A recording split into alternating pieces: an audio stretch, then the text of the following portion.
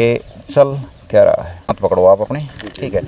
दिक्कत ये है जो इसके निर्माण में जो सारे नियम ताक जो हमारे गांव योचंदी मुंगसपुर कुतुबगढ़ ये ग्रीन बेल्ट के पार्ट थे और इसमें कोई भी पक्का कंक्रीट वर्क या कोई भी स्ट्रक्चर इस तरह की इलीगल है, बैन एक्टिविटी। मास्टर प्लान की भी वायलेशंस है, इन्वायरमेंट लॉ की भी वायलेशंस है और उन पे वो पुलिस थाने में पहुंच गए, लेकिन किसानों ने जवाब भी कार्रवाई पे उन पे आपराधिक मामला दर्ज करने की प्रक्रिया पूरी कर ली, उनकी गिरफ्तारी की मांग पड़े हुए हैं। ये ताजमहल की तरह एक अनूठा एक एग्जाम्पल है, इसमें सत्ता भी शामिल, इसमें विपक्ष भी शामिल, इसमें राज्य सरकार भी शामिल। एक स्ट्रक्चर खड़ा कर दिया गया, जबकि इलेक्ट्रिसिटी एक्ट पार्लियामेंट में 3 बार ड्रॉप हो चुका है। 2.5 करोड़ के हिसाब से इन्होंने किया, जबकि 44 करोड़ के करीब दिल्ली के शहरीकृत गांव का इवोल्यूशन हो चुका है। वहाँ पर 44 करोड़ का एक किला है, सीधी ही बात करूँ मैं, और अड़जी दुरली है, था तो कोई किसान भाई है, 2 4 हों 10 हों, उनके 2 2.5 करोड़ पे ले लिए। Right to life, right to survive, right to way, बिना मुआवजे के, बगैर नोटिस के आप किसी की फसल में घुस जाओगे क्या? ये तो चोरों की तरह घुसते हैं साहब। उसको मुआवजा नोटिस नहीं दिया जा रहा है, बिल्कुल नहीं दिया जाता है। हाँ।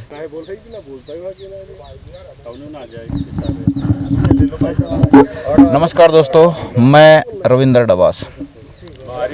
औचंदी गांव में एक पॉलिसी कंपनियां और सरकार की मिली भगत से आ रही है। ये उसके कागज हैं।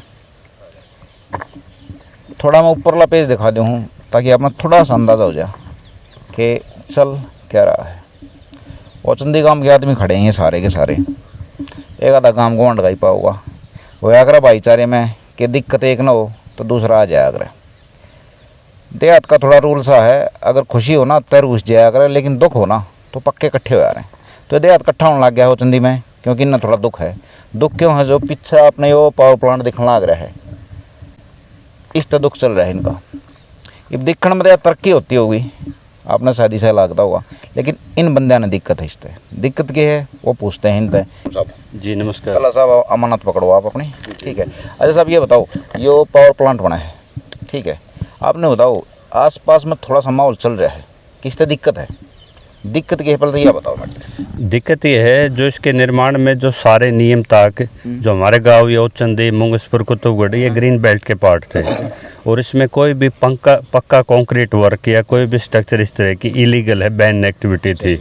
सीआरपीसी की गाइडलाइंस भी थी कि ग्रीन लाइन को इतने % से ज़्यादा 35 से किसी भी हालत में रिड्यूस ना किया जाए।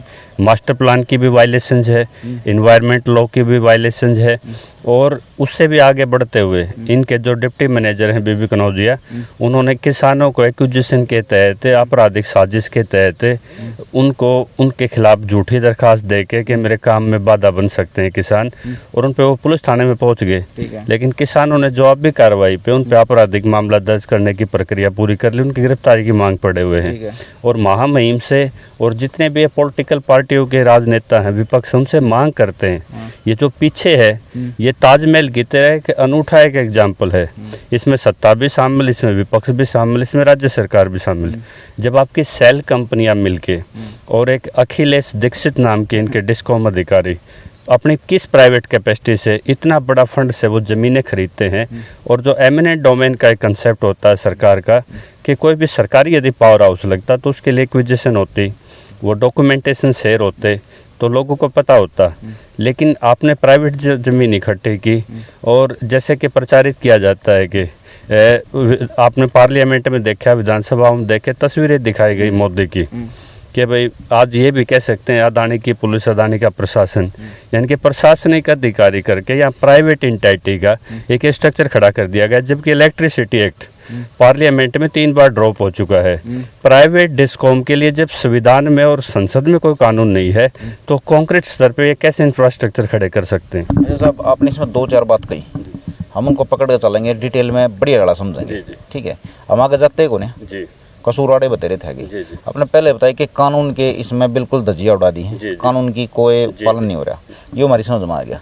दूसरी चीज़ आपने जो कही थी कि भाई ज़मीन जो ली गई अड़े, क्योंकि ये चीज़ बनी होगी तो 30-40 किले में तो बनी होगी पक्का, 42 एकड़ से 42 में, ठीक है। अच्छा, ये जो ज़मीन ली गई या इससे पहले तो गाँव वाले की होगी?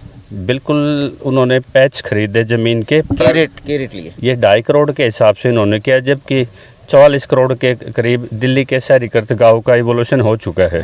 और सबसे बड़ी बात है कि कोई जनरल पर्पज की चीज़ हो ना, तो उसके लिए पब्लिक इंटरेस्ट के लिए किसान हमेशा तैयार रहा है। लेकिन ये तो एक सेठ की प्राइवेट वो है जिसमें कोई सब्सिडी नहीं, किसानों को कोई सब्सिडी नहीं, जिसके लिए कोई कानून नहीं संसद में। और जब किसान के हक की बात करें, जिस खेत में आप खड़े, यहाँ किसान की फसल होती है, उसकी प्राइवेट प्रॉपर्टी है। इसमें क्या कोई घुसपैठिया बन के बिना नोटिस के घुस जाएगा?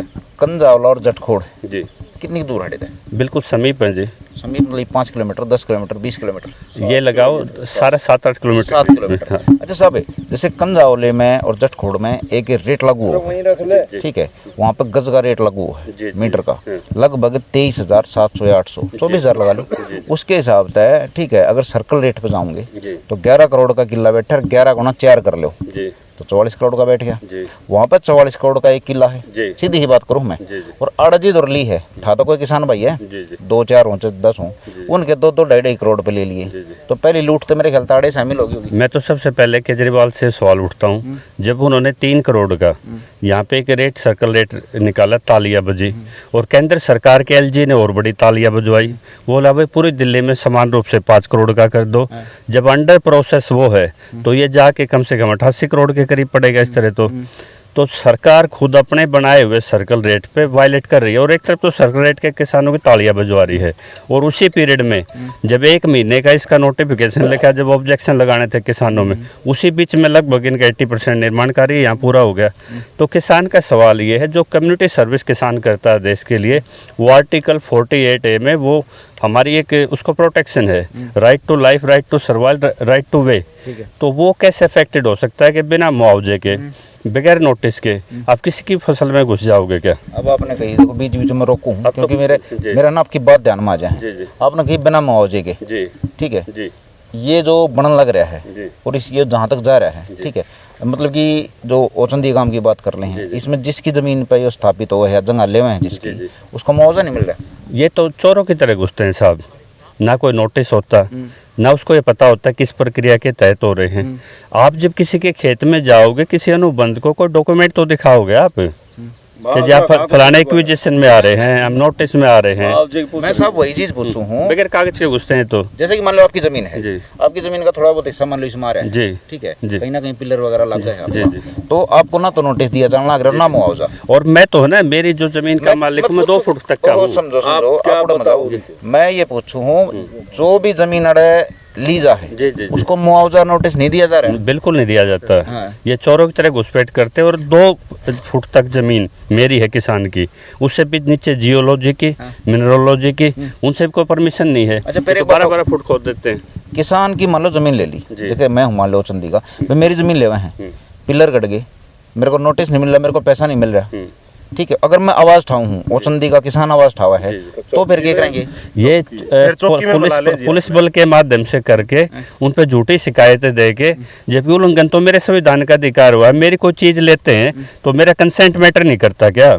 इस देश के कानून की नज़र में अदानी भी एक तरफ है, मेरी भी बराबर कीमत है।